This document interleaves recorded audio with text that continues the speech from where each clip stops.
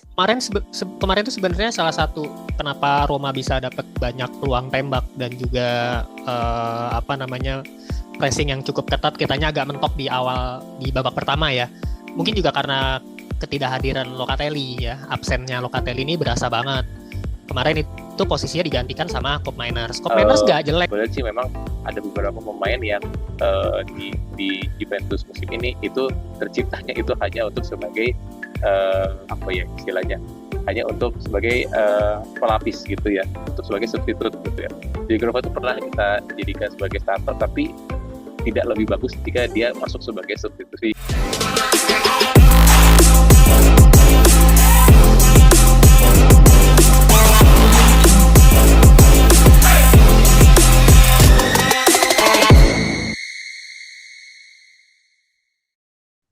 Kok bisa sih pemain cadangan Juventus lebih ngeri ya daripada starternya? Gimana ceritanya nih trio Boga, Zegrova, sama Gatti masuk, terus flow pertandingan langsung berubah 180 derajat. Udah saatnya pelatih rombak starting eleven atau gimana nih? Selamat datang di Suara Juventini teman-teman. Bareng aku Sekarang Asli, hari ini kita bakal bedah salah satu pertandingan paling gila di Ramadan ini gitu ya.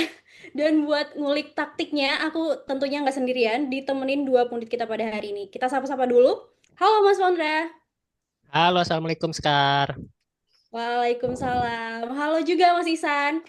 Halo Mas Sekar, Mas Pondra, Mas. Halo. Gimana nih Mas Pondra, Mas Isan nontonnya waktu sahur? Kuat nggak puasanya atau keselak mungkin? Alhamdulillah kuat. Sambil nge-scroll berita-berita tentang Iran ya. Oh gitu. Masya Allah. Tapi jadi ini ya makin teruji gitu ya, karena kekuatan kesabaran dan sebagainya makin malah teruji gitu ya. Ya, Gara-gara terutama di bulan Ramadan ya. Oke, ini memang kemarin kita nonton pertandingannya tuh sambil apa ya jantungan gitu ya, harap-harap cemas karena di laga Stadion Olimpico kemarin benar-benar 6 gol tercipta, tapi 6 gol ini intensitasnya dari menit pertama sampai peluit akhir tuh benar-benar nguras emosi kita ya. Untungnya belum imsak gitu ya. Kita ngadepin Roma lagi pede-pedenya ngejar 4 besar di kandang sendiri, terus babak pertama mereka ngegas banget dan bikin kita tertinggal. Terus babak kedua, untungnya ini tendangan roket first time dari Konsensau gitu ya bikin asa kita hidup lagi ya. Tapi namanya juga Juventus musim ini, senengnya tuh nggak boleh lama-lama ya Mas Pondra Mas Isan ya. Roma tuh malah ngebales lewat skema bola mati Evan Dika, kemudian ditambah juga Donyell Malen yang merupakan striker baru mereka gitu ya, yang lolos dari jebakan offside. Akhirnya skor 3-1, waktu juga makin mepet, terus rasanya tuh kayak udah endgame banget buat kita sebenarnya kemarin. Tapi mentalitas Juventus kemudian untungnya bisa bangkit ya, kita nggak nyerah, titik balik dari bangku cadangan. Boga masuk langsung cetak gol, ngecilin ketertinggalan, dan puncaknya menit ke 93 Federico Gatti muncul jadi pahlawan penyeimbang ya. Alhamdulillah, laga ini benar-benar nyelamatin nafas kita buat di perburuan tiket Liga Champion. Nah, tapi sebelum kita masuk ke pembahasan pertama nih, aku mau ingetin jangan lupa like, subscribe, kemudian scan QR code di layar, dan tentunya join membership Suara Juventini. Oke, kita langsung bongkar masalah di babak pertama nih. Roma tuh kan kemarin kelihatan banget ya lebih dominan secara agresivitas, dan kita lagi-lagi mengalami kebobolan duluan. Ke Mas Pandra dulu ya. Gimana Mas? Dari kacamata struktur permainan nih, kenapa sih Juventus tuh sering banget ada di posisi tertinggal duluan kayak gini menurut Mas Paundra? Apakah ini karena ada semacam organisasi pertahanan kita yang emang rapuh gitu ya, transisi negatif yang telat, atau emang murni kecolongan sih di detail set piece-nya aja? Gimana Mas? Ya kalau sudah terjadi berkali-kali, ini namanya udah bukan lagi kecolongan ya, Eskar ya. Karena dari lawan Atalanta kita tertinggal 0-3 juga di kebobolan lebih dulu, lawan Inter kebobolan lebih dulu, Galatasaray, lawan Como gitu ya. Ini artinya kan udah berkali-kali kita tertinggal gol duluan gitu kan. Artinya ini udah bukan bukan lagi kecolongan, ini pasti ada sesuatu yang salah memang secara organisasi permainan, organisasi bertahannya, struktur pertahanannya jelek, dan juga tadi udah disebut soal transisi yang negatif, itu gue juga setuju. Beberapa gol itu tercipta karena transisi yang buruk. Lawan Como kita kita lagi ngebangun serangan, kepotong, langsung counter. Lawan Lazio juga sama, lawan Inter juga sama, lawan Atalanta juga sama. Galatasaray berawal dari throw in, kebobolan di gol pertamanya Galatasaray kan gara-gara throw in kan. Yildiz kerebut. Itu Hmm. juga hasil dari transisi yang tidak sempurna. Artinya ya Juventus akhirnya kebobolan karena pertama karena kesalahan sendiri akibat transisi yang jelek, dan yang kedua ya karena rapuhnya pertahanan Juve yang memang tidak terorganisir dengan baik. Kalau Juve punya pertahanan yang kuat, ya tentu nggak akan mudah kebobolan. Dan kalaupun kecolongan tuh ya sesekali aja gitu ya, dari 7 match 8 match itu ya sekali dua kali kita kebobolan duluan, itu baru kita bisa bilang itu kecolongan. Tapi kalau berkali-kali ya bukan kecolongan namanya. Ini memang emang buruk banget gitu kan, organisasi pertahanan kita. Ditambah kita hanya sekali ya, kita unggul duluan tuh waktu pas lawan Galatasaray di leg kedua. Itu akhirnya pun menang gitu kan 3-0. Hmm. Nah, salah satu yang gue soroti selain lini bertahan juga adalah lini depan kita. Lini depan kita ini kita tidak bisa memanfaatkan peluang-peluang yang ada di awal-awal pertandingan, terutama di babak pertama, untuk bisa unggul duluan. Mulai dari lawan Lazio, lawan Atalanta di awal pertandingan pun juga kita dapatkan peluang emas tuh. Nggak bisa kita konversi. Padahal kalau kita bisa konversi, kita udah bisa lebih tenang gitu ya. Unggul 1-0 itu secara mental kita ada di atas ketimbang kita kebobolan duluan. Nah, ini yang kemarin terjadi lagi lawan AS Roma gitu kan. Lawan AS Roma sebenarnya di awal-awal match Juve cukup lumayan udah bisa tembak, ada satu tembakan yang meskipun keluar ya, tapi kita udah punya dapat peluang nih, peluang tembak. Nah, ini kenapa tidak bisa kita manfaatkan, kita tidak bisa mencuri gol. Padahal gue yakin, gue memprediksi Juventus ini bisa menang lawan AS Roma di pertandingan kemarin. Apalagi secara mental, kita kemarin habis menang lawan Galatasaray, meskipun tersingkir, tapi secara mental diapresiasi banget sama fans. Bermain dengan 10 orang, bisa sampai 3-0 menang, akhirnya meskipun tersingkir kalah, tapi tetap fans itu memberikan apresiasi yang sangat besar, dibahas, dipuji sama banyak netizen dan juga pengamat-pengamat sepak bola tentang Vino Alavinenya Forza Juve gitu. Nah, gue pikir lawan Roma bisa menang lagi nih gitu, ternyata kebobolan duluan. Nah, ini akhirnya berat ya, semakin berat. Kebobolan satu kita bisa unggul, bisa seriin 1-1, abis itu kebobolan jadi 3. Nah, ini semakin berat lagi. Gue pun sampai ya akhirnya gue jadi udah mulai bosen ya, scroll udah mulai scroll Twitter, baca-baca berita Iran gitu kan, karena kayaknya udah 3-1 berat nih. Ya alhamdulillah ada pemain pengganti mengubah pertandingan, Boga, dan kemudian ditambahkan sama Gatti gitu. Mungkin itu dulu kali sekarang. Oke, ini menyambung yang disampaikan Mas Paundra ya. Sebenarnya ada potensi-potensi yang sayang sekali nggak dilanjutin gitu ya Mas, nggak diperkuat di awal-awal babak dan akhirnya kita kecolongan. AS Ini Roma kita sendiri juga sebenarnya nggak bagus-bagus amat juga mainnya. Bukan nggak bagus lah ya, maksudnya biasa aja gitu, nggak suatu hal yang spesial. Tapi Juventus sendiri juga nggak memanfaatkan peluang-peluang tadi gitu ya. Sehingga akhirnya malah jadi AS Roma duluan yang bisa nyetak gol. Nah, ini mungkin nyambung juga Mas ke pertanyaan berikutnya, karena apakah memang Juventus ini harus ada sinyal ketertinggalan dulu nih baru, oh harus main lepas nih, karena kalau misalnya nggak ada perlawanan atau mungkin nggak ada gol dari lawan, kita nggak reaktif. Nah, Mas Ihsan gimana Mas? Ngerasa nggak sih kalau Juventus di musim ini tuh kesannya reaktif, tapi ketika sudah ada perlawanan dari lawan gitu ya. Misalnya kayak kemarin pas posisinya udah tertinggal satu, baru mainnya reaktif gitu. Gimana Mas? Menurut Mas ini apakah masalah mentalitas tim atau emang approach taktik di awal laga aja yang selalu terlalu kelewat hati-hati gitu Mas? Oke. Ya, terkait Juventus musim ini ya, sebenarnya kalau dibilang reaktif, masalahnya itu karena lebih ke Juventus ini mungkin lebih tidak klinis ya. Jadi beberapa Hmm. game itu sebenarnya Juventus sudah memulai pertandingan dengan mental yang benar. Maksudnya eh, mereka sudah inisiatif untuk menyerang dan lain-lain. Ya. Cuman masalahnya kadang-kadang di awal itu istilahnya ya tidak terkonversi menjadi gol gitu ya. Dan sayang sekali kita juga sering kebobolan lebih dulu. Nah itu jadi mungkin kesannya kita seakan-akan reaktif. Padahal sebenarnya kalau kita nonton Juve sendiri sebenarnya sudah punya inisiatif untuk menyerang dan lain-lain gitu ya.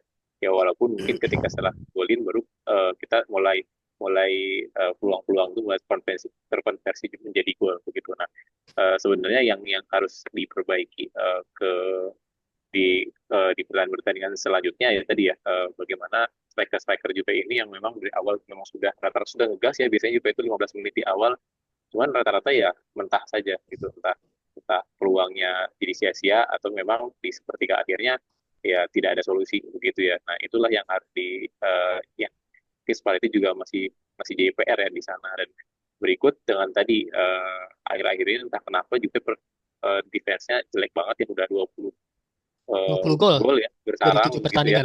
dari 7 pertandingan hampir 3 gol setiap pertandingan. Berarti kan itu sebenarnya yang menjadi catatan penting gitu. Jadi seakan-akan reaktif padahal sebenarnya memang strikernya kurang klinis, backnya pun lagi berantakan gitu ya. Tapi uh, ya itu sebenarnya yang harus terus di itu mungkin bisa jadi seperti ciri khasnya Spalletti ya. Kita tuh bisa mencetak gol banyak tapi kebobolannya Hmm. juga cukup banyak gitu ya. Karena kita mungkin terbiasa dengan pelatih-pelatih yang sifatnya bertahan seperti Allegri gitu ya, di mana kebobolannya sedikit-sedikit gitu. Jadi kita agak kagum nih dengan karakter Spalletti yang memang main terbuka. Nah, kita banyak kebobolan. Mungkin itu sekarang terkait musim ini ya.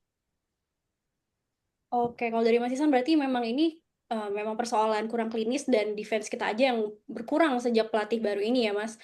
Tuh. Oke, nah kalau kita tadi udah bahas interface-nya gitu ya, kita mungkin lanjut ngomongin data ya, karena ada statistik yang rasa-rasa bikin aku agak apa ya jantungan gitu bacanya karena babak pertama tuh kan build up kita macet parah ya gara-gara pressing Roma yang tinggi banget. Memang Hmm. walaupun tadi Mas Paul bilang sebenarnya nggak pressure banget sih Roma gitu ya mainnya. Cuman memang angka intercept mereka gila-gilaan nih Mas Pondra. Hmm. Penguasaan bola kita tuh sebenarnya menang tapi 53%. Nah, tapi Roma bisa ngelepasin 11 tembakan dari dalam kotak penalti kita. Nah, artinya nih mereka bukan cuma nyerang dari luar ya, tapi benar-benar obrak-abrik zona paling bahaya di bagian kita. Gimana Mas Paundra? Coba jelasin deh, kenapa pertahanan kita tuh bisa terekspos sampai mereka bisa syuting 11 kali di dalam kotak nih? Apakah jarak antar lini kita terlalu renggang gitu ya, pivot kita gagal ngelindungin back, atau emang back kita aja sih yang telat nutup ruang pas kena counter? Ya Silakan Mas. kemarin tuh sebenarnya salah satu kenapa Roma bisa dapat banyak peluang tembak dan juga apa namanya pressing yang cukup ketat, kitanya agak mentok di awal di babak pertama ya. Mungkin Hmm. juga karena ketidakhadiran Locatelli ya, absennya Locatelli ini berasa banget. Kemarin itu posisinya digantikan sama Cop Miners. Cop Miners nggak jelek sih, dibilang bagus-bagus amat juga enggak, tapi ya cukup oke lah sebenarnya secara secara kasat mata kita ngelihat Cop Miners udah lumayan bisa bisa menggantikan posisi Locatelli. Tetapi melihat kondisinya kemarin di AS Roma sendiri punya satu gelandang yang cukup bersinar kemarin ya, Pisili. Ini wonderkidnya dari Italia juga nih. Ini tiba-tiba bermain tampil sangat bagus banget kemarin. Motong-motong bolanya jago nih orang nih interceptnya. Nah, bola-bola dari Cop Miners kemarin tuh banyak dipotong sama si Pisili. Bukan cuma dari Cop Miners, tapi dari gelandang dan juga wingback. Termasuk gol pertamanya AS Roma kan juga dipotong sama Pisili kan. Bola diumpan ke arah Kalulu, dipotong sama Pisili. Itu yang tadi gue bilang, uh, masalah apa namanya transisi kan ketika kita lagi mau nyerang kepotong di tengah gitu. Nah, Roma punya gelandang yang jago intercept itu si Pisili kemarin tuh berapa kali dia nge-intercept lawan. Nah, ketika ke intercept atau ketika lagi ke press ya kita nggak punya sosok seperti Locatelli yang punya kemampuan bertahan tambahan back kelima gitu ya. Nah, Cop Miners kan secara secara kemampuan defendingnya mungkin tidak sebaik Locatelli gitu. Jadi ini yang mungkin salah satu faktornya kenapa AS Roma bisa begitu leluasa, mungkin karena absennya Locatelli. Kalau kalau analisa gue sih seperti itu ya. Sehingga ya itu tadi akhirnya jarak antar lini terlalu renggang. Cop Miners juga ya bisa dihitung dengan jari lah berapa kali dia tampil sebagai pivot kemarin kan, double pivot sama Kop sama si Turam. Kayak cuman baru hitungan jari lah. Biasanya dia lebih sering jadi center back kan di musim ini kan.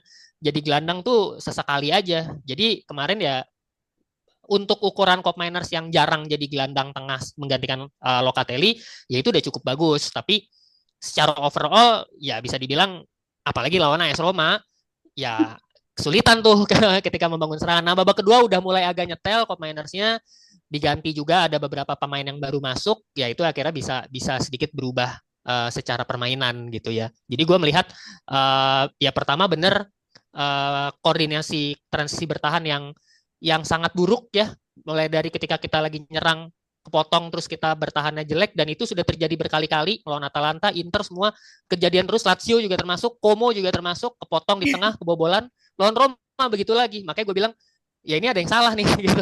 Bukan cuman organisasi bertahannya, tapi juga bagaimana transisi ketika kita lagi nyerang, kepotong, habis itu di counter baru sampai tengah nih, di counter kebobolan gitu. Nah ini ada satu hal yang salah. Mungkin juga karena faktor pengaruh perubahan pola 4 back ya.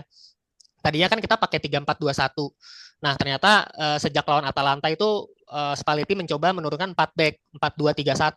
Meskipun secara bertahan kemarin lawan AS Roma itu secara shape ketika bertahan itu kelihatan tuh formasinya jadi 3-4-2-1. McKennie tiba-tiba berubah jadi wingback. Itu sempat berapa kali shape-nya kelihatan. Nah, itu lumayan agak rapat ketika kondisinya seperti itu. Tetapi ketika kita transisi dimulai dari Perin, kemudian ke Kelly atau ke Bremer, nah polanya berubah langsung 4-2-3-1. McKennie-nya berubah jadi gelandang. Nah, ketika proses transisi nyerang McKennie-nya naik ini, akhirnya ke intercept, kebobolan. Ya, itu yang terjadi. Makanya bobolnya di si Wesley itu kan dari sisi kanannya Juve ya. Yang dimana saat itu harusnya itu posisi McKennie ketika bertahan. Tapi McKennie-nya udah naik ke atas gitu. Makanya kebobolan dari sisi kanan. Ini yang dinamakan menurut gua ya proses transisi yang masih belum sempurna di tangan Spalletti, dan ini benar-benar PR besar banget buat Spalletti selain masalah klinikal di depan gawang tadi sekarang. Oh, ini kalau soal transisi yang kurang smooth emang agak rumit ya, Mas Konrad. Mungkin perlu beberapa kali penyesuaian ya. Nah, tadi persoalan dengan kebangkitan kita nih di babak kedua, kita bisa dikatakan memang bisa keluar dari tekanan itu ya. Nah, menurut kalau dari Mas Isan nih, kita menerka-nerka deh, apa kira-kira yang mempengaruhi kebangkitan di babak dua ini? Apakah ada adjustment yang dibikin pelatih sampai pressing Roma tuh jadi kurang efektif di babak kedua? Apakah kemudian tempo sirkulasi bola kita yang mungkin dicepetin gitu ya, atau mulai berani aja nih Juventus main direct atau positioning gelandangnya itu lebih pintar nyari ruang. Kira-kira kalau menurut Mas Isan gimana? Oke, ya terkait pertanyaan ini, kalau menurut gue sih memang ini salah satu karakternya oleh pelatihnya Roma ya. Siapa namanya? Gasperini. Gasperini gitu ya. Gasperini itu memang karakternya adalah dia akan melakukan pressing terus-menerus ya dari awal sampai akhir pertandingan. Cuman permasalahannya adalah tidak ada pemain yang sanggup untuk melakukan hal tersebut selama 90 menit gitu ya. Itu yang terjadi juga di Atalanta ya, di mana dari awal tuh mereka akan terus pressing gitu ya, dan nantinya setelah babak kedua pasti akan ada pemain yang diganti karena memang alasannya ya karena kecapean dan lain-lain. Nah, kalau menurut gue sih dilihat setelah Juve kalah 3-1 itu memang Roma sendiri lebih mengendorkan, lebih kendor lah dalam hal pressing. Jadi memang itu salah satu yang kalau dilihat di internet salah satu yang dikeluhkan fans itu ketika mereka sudah sampai unggul itu, jadi seakan-akan mereka tuh lebih nyaman aja begitu ya. Terbuai ya. Iya, terbuai. Jadi hal pressing itu tidak dilakukan lagi, dan itu akhirnya dimanfaatkan oleh Spalletti dengan memasukkan press leg ya, seperti Boga, kemudian ada Miretti dan ada Zegrova gitu ya. Dan dalam hal ini ya kredit untuk Zegrova ya, bisa memberikan ancaman-ancaman terutama dalam hal crossing. Tetapi memang kalau dibilang Juve-nya beradaptasi mungkin iya ya, tapi yang penting itu adalah Romanya sepertinya sudah mulai tidak se-press sebelumnya. Itu karakter Gasperini kalau bisa dibilang gitu ya, dan syukurnya Spalletti ini dia bisa jeli lah untuk melihat kelemahan tersebut begitu ya, sehingga beberapa pemain diganti begitu ya, dan juga ganti pun akhirnya dimasukkan hanya untuk sebagai istilahnya tukang pantul ya, dan memang dimanfaatkan untuk servis-servis gitu, dan itu bekerja begitu ya. Dan inilah kejelian, dan memang tapi dibalik masih banyaknya PR bisa dilihat sekali lagi memang Spalletti ini dia bisa membaca pertandingan, dia bisa membaca kelemahan dan kelebihan musuhnya, dan itu sebenarnya yang harus nanti harapannya musim depan itu ditingkatkan gitu. Gitu, Mas.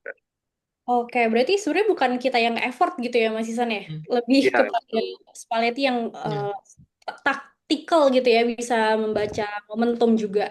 Oke, nah sekarang kita bahas raport pemain nih kan, karena ironisnya nih Mas Paundra dan Mas Isan, biarpun kita hampir kalah gitu ya, kalau dilihat dari rating individu, sebenarnya kan beberapa pilar kita mainnya solid gitu ya kemarin. Bremer anteng gitu ya, Koop Miner sampai dan Thuram juga distribusinya bolanya jalan gitu ya. Conceição juga menghasilkan skor dan Yildiz juga rajin cari celah bisa kita bilang.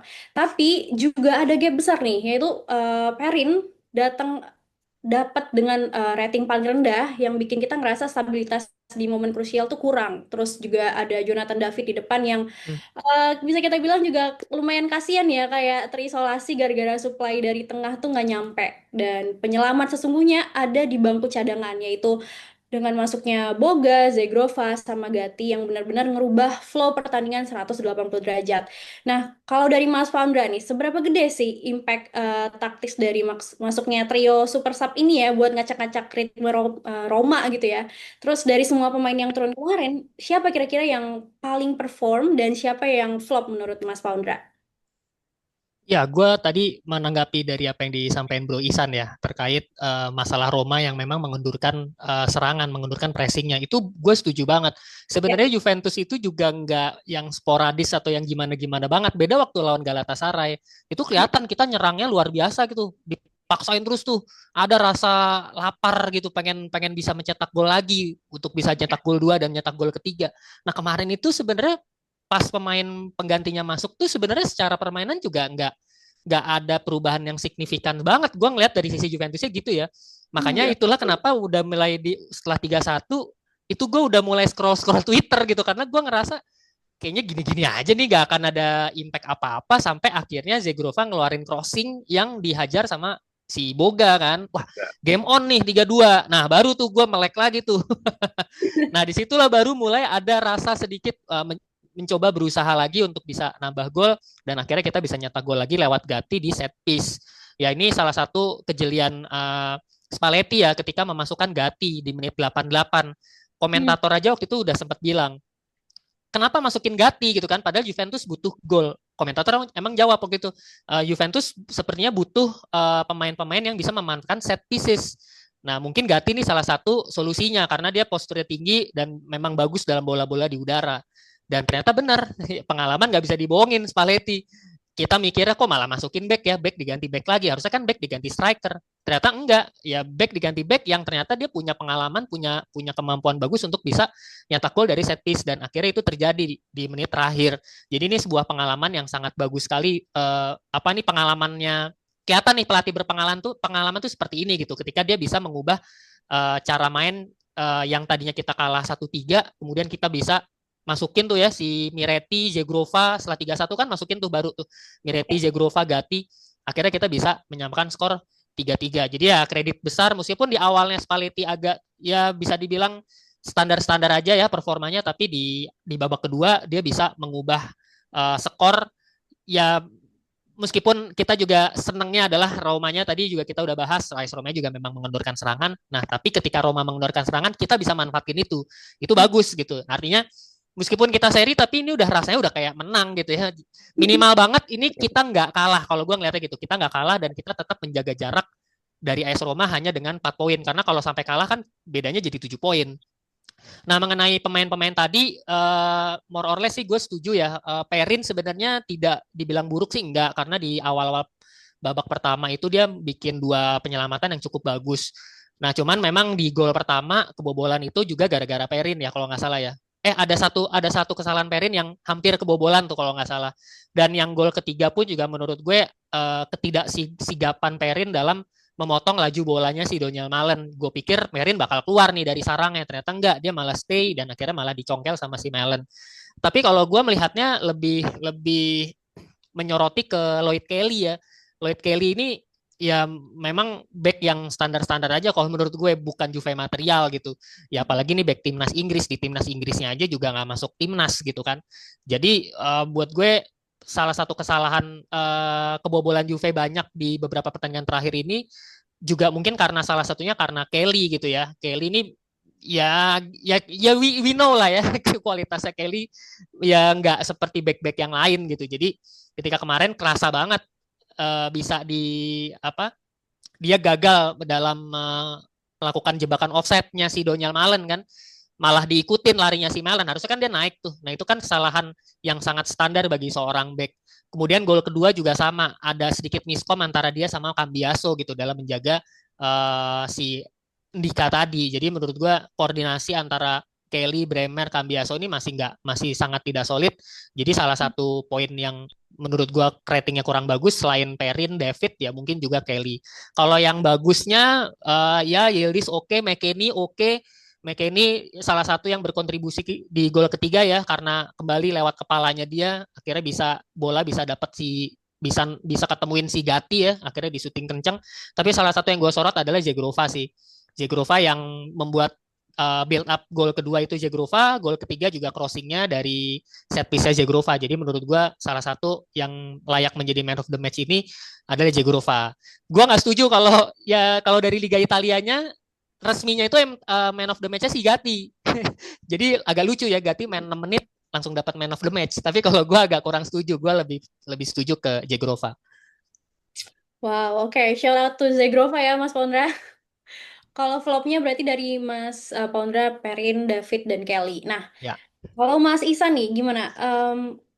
Sebelum kita mungkin memilih juga man of the match dan siapa flopnya menurut Mas Isan, tapi kalau ngelihat pemain cadangan yang kemudian malah ngasih impact yang jauh lebih nyata daripada beberapa starter kemarin gitu ya, menurut Mas Isan apakah harus sudah mulai Spalletti mulai mengevaluasi starting 11 kita nggak sih di laga-laga krusial berikutnya? Kayak udah saatnya Boga atau Gatti atau Zegrova gitu dimainin dari menit pertama?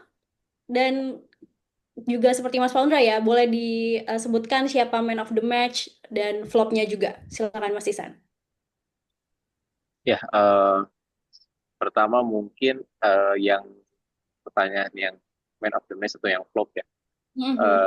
Kalau gue sih sekarang mungkin lebih ke Kalulu ya. Kalulu ini di pertandingan ini entah kenapa dia memang solid, tetapi gol pertama itu sebenarnya kan hasil Kalulu yang tidak bisa intercept dengan sempurna begitu ya, sehingga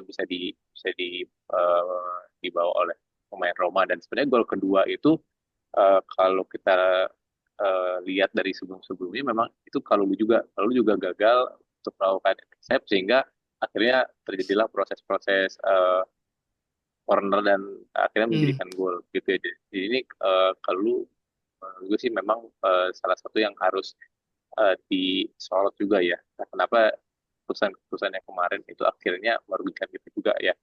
Nah, untuk yang man of the match sebenarnya agak susah, cuman memang Zegrova ini yang kelihatan langsung impact perannya gitu ya, dia bisa langsung dapat mungkin eh, dua gol itu bagian dari Zegrova juga ya. Kayaknya tapi ya sudah saya sampaikan di grup bahwa Zegrova ini kalau dia crossing kenceng gitu ya, tapi ketika dia syuting kayak lemes. Nah itu yang itu tak kenapa Zegrova itu seperti itu gitu. Udah giliran syuting ke gawang musuh gitu ya untuk cetak gol, dia biasanya ya powernya kurang dan akurasinya juga di ke tengah gitu. Nah itu salah satu yang nanti bisa diimprove oleh Zegrova. Kemudian yang pertanyaan yang intinya adalah sebenarnya Spalletti perlu mengevaluasi komposisi starting 11. Jawabannya mungkin bisa iya bisa tidak ya, karena tetap aja sebenarnya juga itu tinggal punya sekitar 10 sampai 12 game lagi ya, yang dimana itu game Serie A gitu ya. Tetap Spalletti harus punya winning starting 11-nya begitu ya, dimana memang sebenarnya yang kemarin-kemarin itu sudah oke. Gitu ya. Memang karena kita terlalu banyak games dan kita banyak akhirnya terkuras secara fisik, tetapi memang itu harus tetap dipertahankan. Dan memang di laga-laga lainnya gitu ya, mungkin bukan yang laga sifatnya krusial, yang sifatnya mungkin lawan Pisa dan lain-lain, itu bisa dimasukkan Gatti, Zegrova, dan Boga gitu ya. Karena apa? Karena gue lihat sih memang ada beberapa pemain yang di Juventus musim ini itu terciptanya itu hanya untuk sebagai apa ya istilahnya, hanya untuk sebagai pelapis gitu ya, untuk sebagai substitut gitu ya. Jadi Grova itu pernah kita jadikan sebagai starter, tapi tidak lebih bagus jika dia masuk sebagai substitusi. Dan berikut juga dengan Boga begitu ya. Nah itu beberapa hal yang dinotis gitu ya. Memang nanti mungkin bisa kita cek juga ketika lawan Pisa mungkin bisa jadi Zaglopa, Boga itu bisa di starter. Tapi ketika udah nanti lawan Milan gitu ya, kemudian kita masih ada lagi Atalanta. Gue harap sih memang tetap quality menggunakan starting winning eleven-nya yang memang itu yang sudah benar-benar paham ya tentang gamesnya quality. Mungkin itu Mas Sekar yang terkait pertanyaan tadi disampaikan. Wah, ini obrolannya seru banget ya, banyak pro kontra gitu ya dari Mas Fauda dan Mas Ihsan yang sebenarnya melawan pendapat media massa pada umumnya ya yang soal laga kemarin gitu ya. Laga lawan Roma ini juga benar-benar bukti kalau DNA Vino Alavine kita ya masih ada di tim ini. Meskipun memang harus digocek dengan satu gol dulu nih dari lawan baru langsung gerak ya. Satu poin yang didapat dari darah dan keringat di menit akhir ini mungkin berharga banget buat ngejaga posisi kita di perburuan tiket Liga Champions tentunya. Nah, buat teman-teman Juventus ini yang nonton, aku juga pengen dengar nih suara kalian. Tulis di kolom komentar menurut kalian siapa super sub paling krusial di laga kemarin gitu ya, man of the match, dan juga mungkin yang mau dikritisi gitu ya, yang flop. Dan setuju nggak sih kalau super sub trio tadi mulai dijadiin starter rutin? Silahkan tulis di kolom komentar. Dan makasih banyak yang udah nemenin diskusi kita hari ini ya, penuh dengan roller coaster dan juga ilmu-ilmu baru ya kalau dari aku untuk membaca bagaimana Spalletti ternyata seberpengalaman itu, dan juga gimana strategi dari pelatih Roma yang malah menjadi backfire bagi Roma sendiri. Oke, jangan lupa like, subscribe, dan scan QR code di layar dan join membership Suara Juventini tentunya. Terima kasih Mas Paundra dan Mas Ihsan sudah menyempatkan untuk Terima kasih Mas diskusi kita Sekar, Mas bareng Hendra. pada hari ini. Kita Terima ketemu, kasih. tentunya kita ketemu lagi di review pertandingan selanjutnya. Kita tutup dengan Vino Alavine. Forza Forza Juve. Juve.